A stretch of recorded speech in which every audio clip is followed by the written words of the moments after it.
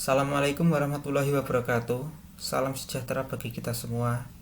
Dalam pertemuan kali ini kita akan mereview sebuah jurnal internasional yang berjudul The Talk of Emil Durkheim in the Contestation of Development in Indonesia.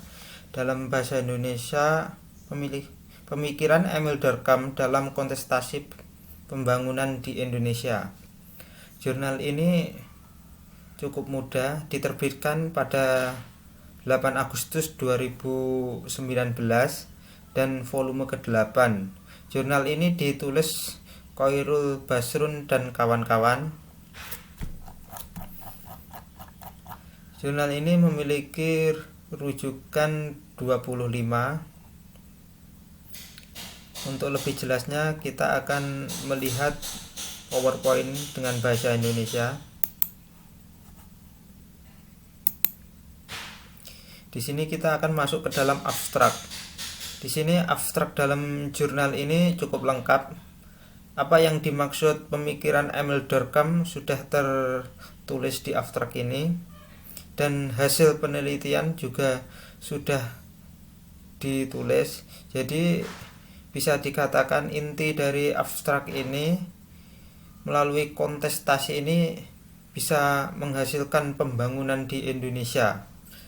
Mungkin seperti itu. Kita akan lanjut ke slide selanjutnya. Latar belakang. Memahami kontestasi pembangunan di Indonesia tentu saja dengan menggunakan fakta sosial yang diajukan oleh Durkheim bagi para penulis masih relevan untuk alat analisis. Kontestasi itu sendiri mengacu pada kata contestation dalam kamus Merriam-Webster. Kontestasi memiliki makna kontroversi dan debat. Penelitian ini menempatkan kontestasi pada penggunaan konflik yang dapat disusun sebagai persaingan, kontes atau konflik. Penulis mengambil kesimpulan tentang konstruksi hebat Durkheim dalam sosiologi, yaitu fakta sosial sebagai cara bertindak secara keseluruhan, diatur atau tidak diatur, dan memiliki paksaan dari orang-orang luar, atau dikatakan juga fakta sosial sebagai cara acting yang umum digunakan oleh komunitas dan pemuda. Fakta sosial terlepas dari intervensi individu. Rumusan masalah dari jurnal ini adalah: dapatkah terwujud gambaran umum penentuan antara individu dan kelompok sebagai kontestasi pembangunan di Indonesia? Tujuan dari jurnal. Tujuan yang ingin dicapai dalam penulisan ini adalah terwujudnya gambaran umum penentuan antara individu dan kelompok sebagai kontestasi pembangunan di Indonesia.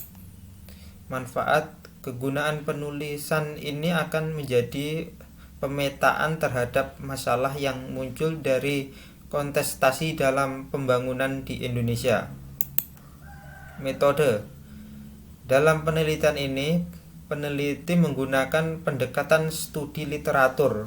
Studi literatur adalah studi yang digunakan untuk mengumpulkan informasi dan data dengan bantuan berbagai bahan di perpustakaan dan internet seperti dokumen, buku, jurnal, majalah, cerita sejarah.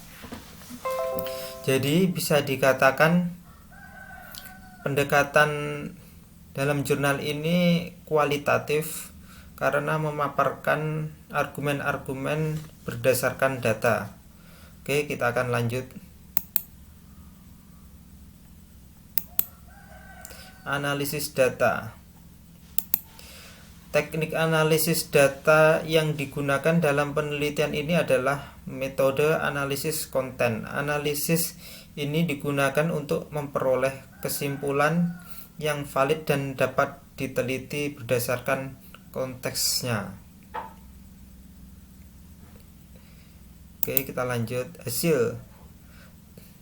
perkembangan dewasa ini lebih terpusat pada manusia. Model pembangunan yang berpusat pada manusia dan pemenuhan kebutuhan dasar masyarakat, tetapi yang lebih penting adalah meningkatkan kedekatan manusia dengan nilai-nilai kebenaran dan kebaikan untuk dapat meningkatkan partisipasi berkelanjutan dalam berbagai aktivitas kehidupan dan mendorong terciptanya kegiatan produktif bernilai tinggi.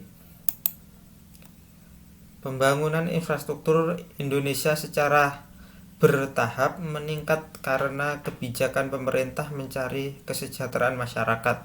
Berikut ini disajikan gambar tentang indeks infrastruktur di Indonesia pada 2015 sampai 2018.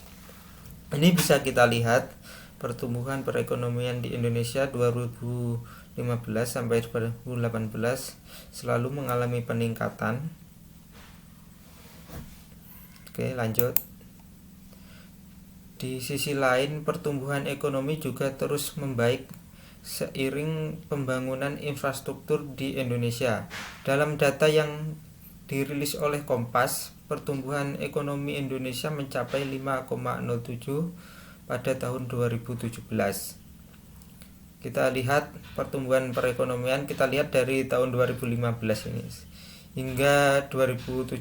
Jadi dengan pembangunan infrastruktur yang ada di Indonesia mengakibatkan pertumbuhan ekonomi ini sampai 2017 itu pertumbuhannya 5,07. Lanjut.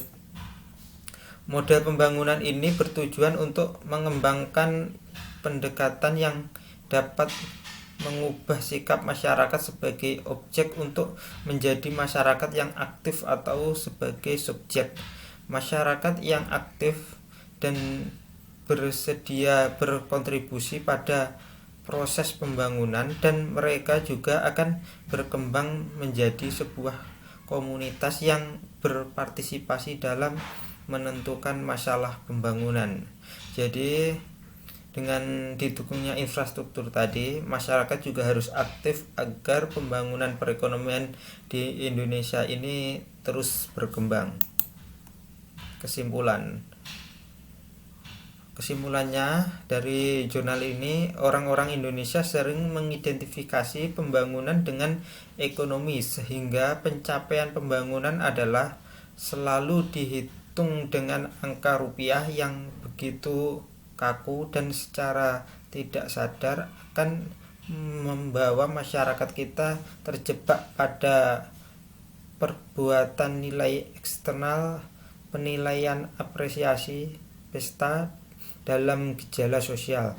Orang dengan perubahan seperti itu seharusnya dapat memecah berbagai solidaritas menjadi kondisi yang lebih kondusif dan tidak terjebak dalam salah satu formasi solidaritas, sehingga kontestasi yang terjadi di pengembangan tidak terjebak dalam bingkai yang sangat mekanistik, serta solidaritas organ yang harus lebih ditanamkan memiliki konflik horizontal, sehingga pembangunan harus bisa untuk menjadi perekat sosial dengan mengoptimalkan kekuatan budaya tersebut sebagai musyawarah, tempo sliro sebagai instrumen solidaritas, dan mampu menempatkan solidaritas itu sendiri sebagai elemen pendukung, bukan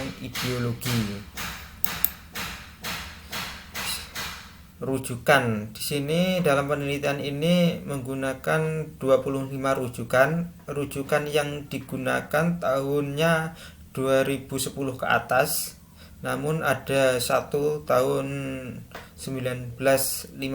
Jadi bisa dikatakan rujukan yang dipakai teraktual atau terbaru, dan hanya satu yang lama yaitu tahun 1959. Jadi jurnal ini cukup bisa dijadikan referensi. Terima kasih. Demikian review jurnal dari saya. Atas kekurangannya mohon maaf. Wassalamualaikum warahmatullahi wabarakatuh.